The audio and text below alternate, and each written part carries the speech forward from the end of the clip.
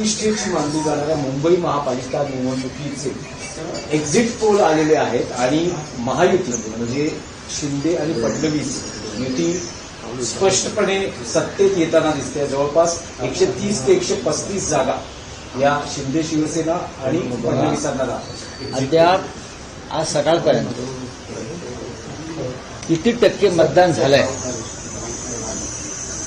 हे आकडे आले नव्हते.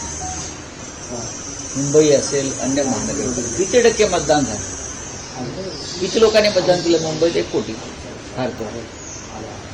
पण किती टक्के मतदान झालं हे निवडणूक आयोग सांगत नव्हतं. पण एक्झिट पोल टक्केवारीच्या दोन वाटेच बघत होते. आणि मतदान काही ठिकाणी मतदान सुरू असताना काही ठिकाणी रांगा लागलेल्याच होत्या. मतदान सुरू होतं आणि यांचे एक्झिट पोल आले. येऊ द्या ना, काय हरकत नाही. एक्झिट पोल येऊ द्या, अजून काही पोल येऊ द्या. लोकांनी मतदान केलेलं आहे. मतदानात ज्यांना घोटाळे करायचे त्यांनी ते केलेले आहेत. प्रचंड पैशाचं वाटप नक्कीच झालेलं आहे. शाई पुसली गेलेली आहे. तरीही आम्ही खात्रीनं सांगतो निकाल लागला. मतमोजणी सुरू होत. तमाम मराठी माणसांनी, मुंबईकरांनी शिवसेना, महाराष्ट्र नवनिर्माण सेना आणि राष्ट्रवादी काँग्रेस शरद पवार यांच्या युतीला मतदान केलेलं आहे. काल 6 वाजता भारतीय जनता पक्षाचे काही प्रमुख लोक आणि पालिका आयुक्त गगराणी यांची प्रदीर्घ मिटिंग झाली. त्याची सीसीटीव्ही फुटेज सुद्धा आहे. प्रदीर्घ मिटिंग झाली. बाहेर त्यांना भेटण्यासाठी मोठ्या संख्येने लोक जमा झाले होते. का तर आम्हाला मतदान आमचं होऊ शकलं नाही, आमची नावं वगळलेली आहेत, गोंधळ आहे, हे तक्रार घेऊन लोक महापालिका आयुक्तांना भेटायला आले होते. आणि सांगण्यात आलं की महापालिका आयुक्त कार्यालयात नाहीत, पण ते दुसऱ्या एका खोलीत बसून भारतीय जनता पक्षाच्या लोकांबरोबर बैठक घेतली. हे आता समोर आलेलं आहे. आता कोणी काही म्हणू द्या, कशा करता या बैठका घेताय तुम्ही राजकीय पक्षांबरोबर? तुमचा काय अजेंडा ठरला आहे? कशा करता? काल ज्या प्रकारच्या तक्रारी या नवीन नाहीये. भारतीय जनता पक्षाचं राज्य महाराष्ट्रात देशात आल्यापासून या नेहमीच्या तक्रारी. ईव्हीएम मशीन बंद पडणं, तुतारी दाबले कमळाला मत जाणं, मशालीचं बटनच दाबलं न जाणं, या तक्रारी आताच आहेत का? या तक्रारी वर्षानुवर्षाच्या आहेत. आम्ही म्हणतो बॅलेट पेपरवर निवडणुका घ्या. तुम्हाला निष्पक्ष निवडणुका हव्यात ना, मग बॅलेट पेपरवरती घ्या निवडणुका. स्थानिक स्वराज्य संस्थांच्या निवडणुका मतपत्रिकेवर घ्यायला काहीच हरकत नाही. पण त्या घेतल्या नाही. तरी आम्ही एका जिद्दीनं मतदानाला आणि निवडणुकांना सामोरं गेलो.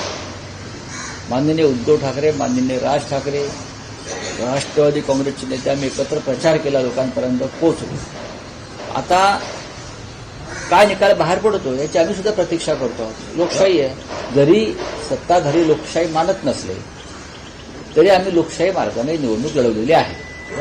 या एक्झिट पोलच्या हाकीतानंतर किंवा अंदाजानंतर आजही तुम्ही आत्मविश्वासाने सांगाल की मुंबईचा महापौर हा ठाकरे बंधूंचाच होईल? बघा, आम्हाला पूर्ण खात्री आहे. लोकांनी केलेलं मतदान जर ईव्हीएम मशीनमधून गायब केलं नसेल तर ठाकरे बंधूंचाच महापौर होईल. पण आम्हाला खात्री आहे की किती केलं तरी लोकांनी मोठ्या संख्येने आम्हाला मतदान केलं. ह्यांच्याकडे पूर्ण यंत्रणा आहे. म्हणून ते खात्रीनं सांगतात ना, 140 जिंकतोय, 200 जिंकतोय. आमचा आकडा हा फार सौम्य होता की आम्हाला बहुमत मिळत आहे. नक्की घेऊ, का घेणार नाही? जे सोबत येतील मुंबई वाचवण्यासाठी किंवा भाजपला रोखण्यासाठी त्या सगळ्यांची मदत घेतली जाईल. आणि मदत घेण्यापेक्षा हे सगळे पक्ष स्वतःहून पुढे येतील. नाही, पण राऊतसाहेब, काल दिवसभरात शिवसेना, उद्धव बाळासाहेब ठाकरे पक्ष, महाराष्ट्र नवनिर्माण सेना पक्ष आणि विरोधी पक्षातले तुमचे सहकारी ज्यांनी आक्षेप घेतले, शाई पुसली जाणं, मतदानाच्या प्रक्रियेत काही अडथळे निर्माण होणं, मुख्यमंत्री देवेंद्र फडणवीस असं म्हणतायत पराभव दिसू लागल्यानं ही कारणं सांगितली जातात. मुख्यमंत्र्यांची पत्रकार परिषदही त्याचाच भाग आहे. मुख्यमंत्र्यांनी मुख्यमंत्र्यासारखं वागावं आणि बोलावं. हे आम्ही वारंवार सांगतो. त्यांनी मोदींसारखं वागू नये. मोदी प्रधानमंत्र्यासारखं वागत नाहीत, बोलत नाहीत. हां, निदान सुशिक्षित संस्कारी अशा राज्याच्या मुख्यमंत्र्याने, पुरोगामी महाराष्ट्राच्या मुख्यमंत्र्याने आपण या राज्याचे मुख्यमंत्री आहोत या पद्धतीनं वागावं. शाही पुसली जाते आणि त्या संदर्भात तक्रारी आहेत, हे शेवटी काल निवडणूक आयोगाला मान्य करावं लागलं. आणि त्या संदर्भात त्यांनी जी शाही कंपनी आहे त्याचे चौकशीचे आदेश दिले.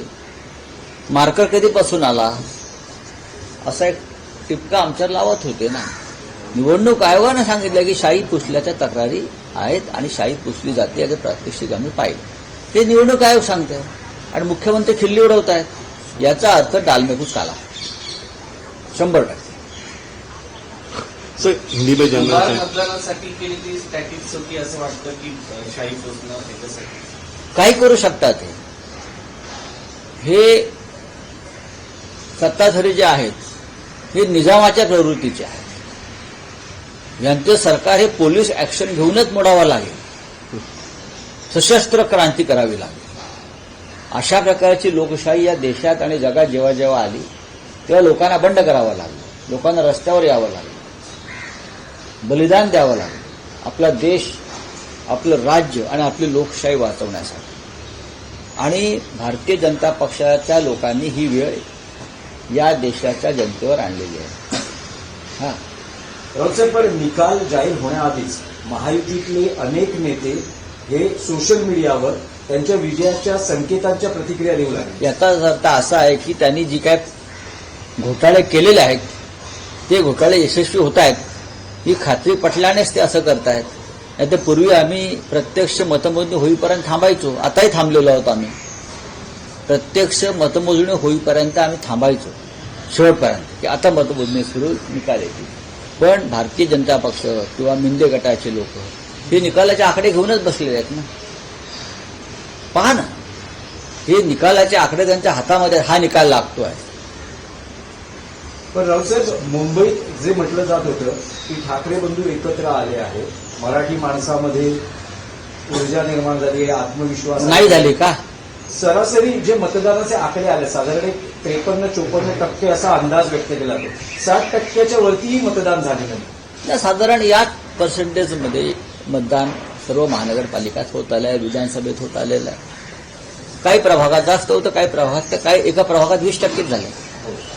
सर्वाधिक भांडूपमध्ये झाले 65%, 114.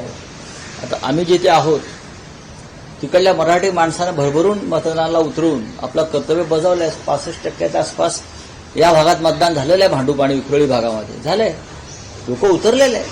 अनेक ठिकाणी लालबाग परळला झालेला आहे, बरं, अनेक ठिकाणी झालंय. एरवी आतापर्यंत जेव्हा मतमोजणी होत असते तेव्हा रात्री तरी उशिरापर्यंत मतांची टक्केवारी जाहीर होते. आता मतमोजणी सुरू होते, निवडणूक आयोग मतांची टक्केवारी जाहीर करतो. रात्री आम्ही मध्यरात्रीपर्यंत वाट पाहतो की किती टक्के मतदान झालंय. वेगवेगळे आकडे येत होते. तेव्हा आज सकाळी मला समजलं की 52% आसपास मतदान. आज सकाळपर्यंत का वेळ लागावा? मुंबई शहराची यंत्रणा महापालिकेची फार मजबूत आहे. आम्ही एका मुंबई शहराची ठाण्याची यंत्रणा वेगळी आहे. प्रत्येक शहराच्या महानगरपालिकेची यंत्रणा वेगळी असताना टक्केवारीसाठी इतका काय हे बसून रात्री संध्याकाळी ठरवलं का? भारतीय जनता पक्षाचे लोक बसले होते की किती टक्के आकडेवारी आपण जाहीर करायची, हे बसून ठरलं का? आणि त्यानंतर सकाळी आकडेवारी आली. राऊतसाहेब, तुम्ही म्हणाल की भाजपचे काही नेते महापालिका आयुक्तांना भेटले, काही बैठक झाली, तर ह्या काही निकाला आधीच सत्ता स्थापनेच्या हालचाली सुरू झाल्या. नक्की अजून निकाल लागायचे आहेत. आम्हाला पूर्ण खात्री आहे की आमचाच महापौर बसेल. पण तो महापौर बसवला जाऊ नये म्हणून आता मतमोजणीच्या वेळी काय घोटाळे करतात का? काल त्यांनी प्रचंड घोटाळे केले वॉर्डामध्ये की मराठी मतदारांना मतदान केंद्रापर्यंत जाता येऊ नये. त्यांची नावंच वगळली गेली, त्यांचे पत्ते बदलले गेले, त्यांचे फोटो बदलले गेले. हां, वोटर आयडी कार्ड ज्यांच्याकडे आहे त्यांचं नाव मतदार यादीमध्ये नाही. अशी साधारण हजारो तक्रारी काल संध्याकाळपर्यंत आमच्याकडे आल्या. तुमच्याकडे होतं आणि सीबीआय अशी काही एंट्री होऊ शकते कशामध्ये? निकालानंतर नाही, बघू ना. नगरसेवक फोडाफोडीची प्रकार होती का? नाही, आमचे कोणी फुटणार नाही. नाही, काँग्रेसचे फुटणार नाही. जे आता राहिलेले आहेत ते कडवट आहे. चला. सो वोटिंग के टाइम पे देखा गया कि बूथ पे एक शिवसेना का पोस्टर लगाया गया था और नाम जो है वो लिस्ट में से गायब थे. ये आप किससे देखते हैं इसको? देखिए, बात ऐसी है कि मुंबई जैसे शहर में जो वोटिंग पैटर्न चलाया सरकार ने, ये बेहद गंभीर बात है.